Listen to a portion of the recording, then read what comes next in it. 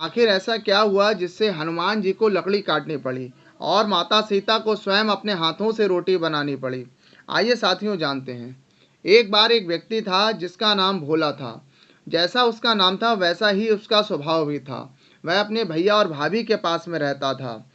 लेकिन उसकी एक बहुत बड़ी समस्या थी, वह खाता बहुत अधिक था, जिसके कारण परेशान होकर उसके भैया भाभी ने उसे घर से निकाल दिया। जब वह मार्ग में जा रहा था तो उसे याद आया कि पास में ही एक संत जी का आश्रम है और वह संत जी के आश्रम में चला गया। संत जी ने देखा यह व्यक्ति बड़ा ही भोला है, जैसा इसका नाम है वैसा ही इसका स्वभाव भी है। तभी संत जी ने उसे अपने आश्रम में रख लिया और गायों को चराने का कार्य उसे दे दिया। जब वह अगले दिन गायों को चराने के लिए जा रहा था, तभी संत जी ने कहा, देखो भोला, मैं तुम्हें एक व्यक्ति के खाद्य की सामग्री दे देता हूँ और राम जी का एक चित्र भी दे देता हूँ। जब मार्ग में तुम्हें भूख लगे तो भोजन बनाकर पहले राम जी को भूख लगाना, उसके बाद में स्वयं भोजन खाना। तो भोला बड़ा ही भोला था, उसने कहा ठीक है गुरुजी, जैसा आपका आदेश है वैसा ही करूँगा। और वह गायों को चराने के लिए जंगल में चला गया।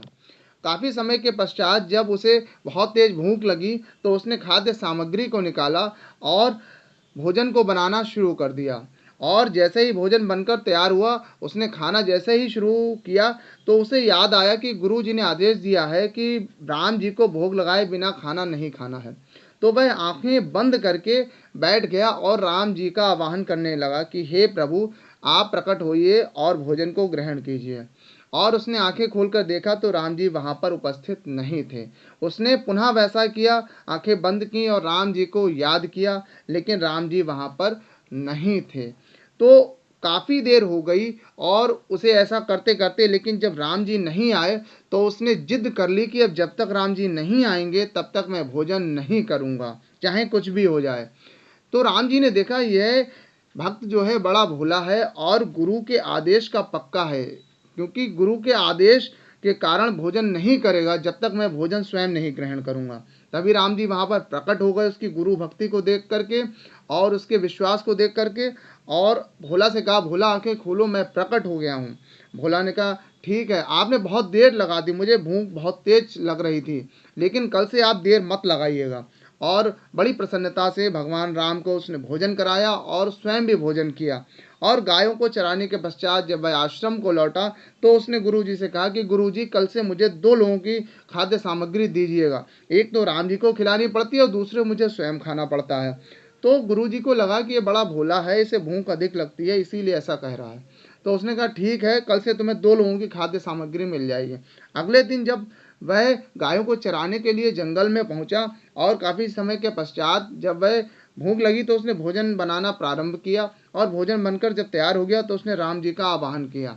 तो जब राम जी आने लगे तो माता सीता ने राम जी से कहा कि आप कहाँ जा रहे हैं प्रभु? तो भगवान राम ने कहा, एक मेरा भक्त है, बड़ा ही भोला है और मैं उसके आवाहन पर ही जा रहा हूँ। तो माता सीता ने कहा, प्रभु मैं भी आपके साथ चलूंगी। तो भगवान राम के साथ में सीता जी भी प्रकट हो गई। जब भोला ने देखा कि आज तो माता जी भी आ गई हैं, तो उसने कहा कोई बात नहीं।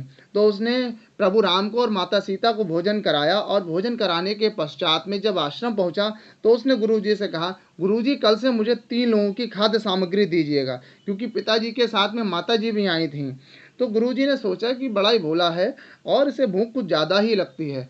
तो उन्होंने गुरुजी ने कहा कि ठीक है, कल से तुम्हें 3 लोगों की सामग्री मिल जाएगी। जब अगले दिन वह जंगल में पहुंचा और उसे भूख लगी तो उसने भोजन बनाना प्रारंभ किया। और भोजन बनकर जब तैयार हो गया उसने प्रभु का आवाहन किया। तो आज माता सीता के साथ में उनके छोटे भाई राम जी के लक्ष्मण जी भी पधार गए। जब उसने देखा कि आज तो चाचा जी भी आ गए हैं तो उसने सोचा कि ये क्या चक्कर है कि पिताजी आते हैं साथ में माता जी को लाते हैं और आज तो हद कर दी, आज तो चाचा जी को भी ले आएंगे। ऐसे अगर रोज बढ़ता जाएगा तो मैं रोज भूखा ही रह जाऊंगा। तो उसने कहा कोई बात नहीं। तो उसने भगवान राम, सीता माता और लक्ष्मण जी को भोजन कराया और आश्रम में पहुंचा और गुरु जी से कहा, गुरु जी कल से मुझे 4 लोगों की सामग्री दीजिएगा। आज माता जी के साथ में चाचा जी भी आए थे। तो गुरु जी ने सोचा यह भोला तो है लेकिन इतना सारा भोजन अकेले कैसे कर सकता है। तो गुरुजी ने कहा ठीक है, कल से तुम्हें 4 लोगों की सामग्री मिल जाएगी। लेकिन गुरुजी ने मन में सोचा स्वयं चलकर देखना होगा आखिर ये करता क्या है। तो जब वह अगले दिन जंगल में पहुंचा और भोजन बनाने के लिए उद्यत हुआ तो उसने सोचा कि प्रभु रोज रोज आते हैं और एक लोग को साथ में अधिक ले लेते हैं, अर्थात रोज एक लोग बढ़ाकर ले आते हैं, आज मैं भोजन नहीं बनाऊंगा। तो उसने भगवान राम का आवाहन करना शुरू कर दिया। और जब भगवान राम आज तो अपने पूरे दरबार के साथ प्रकट हुए, अर्थात सीता, राम, लक्ष्मण, भरत, शत्रुघ्न, हनुमान जी, पूरा दरबार प्रकट हो गया।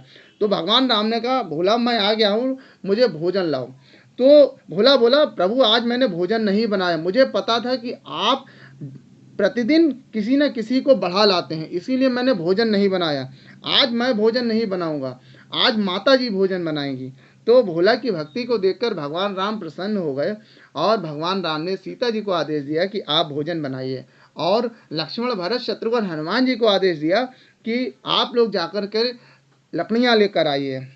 तो हनुमान जी, लक्ष्मण, भरत, शत्रुघ्न, हनुमान जी सभी लोग गए हैं जंगल में और लकड़ियाँ, जल इत्यादि लेकर आए हैं, और माता सीता जी ने अपने हाथों से रसोई को बनाया है और भगवान राम के लिए भोजन परोसा है और भोला को भी भोजन कराया है। जैसे ही भोला ने माता सीता के हाथ का भोजन किया तो उसे ऐसा लगा अनंत जन्मों की प्यास, भूख मिट गई और वह आनंद में डूब गया।